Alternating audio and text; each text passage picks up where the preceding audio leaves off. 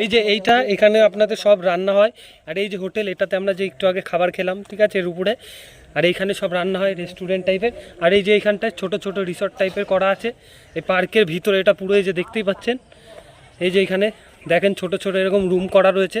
দারুণ গাইজ, এখানে ভাড়া নেমে মিনিমাম 1000 থেকে শুরু, 1200-1500 এরকম আছে একদিনের। আপনারা থাকতে পারবেন। দারুণ একদম ভিতরে ফুল এসির ব্যবস্থা আছে। এই দেখেন এসি লাগানো, ওই যে এসি লাগানো, এরকম এরকম করে রুমগুলো পরপর 3-4টে রয়েছে। এই যে একটা মাটির ঘর আছে গাইজ, ভিতর থেকে একদম বুঝতেই পারবে না যে এটা মাটির ঘর। এখন বন্ধ বলে এখন দেখাতে পারবো না।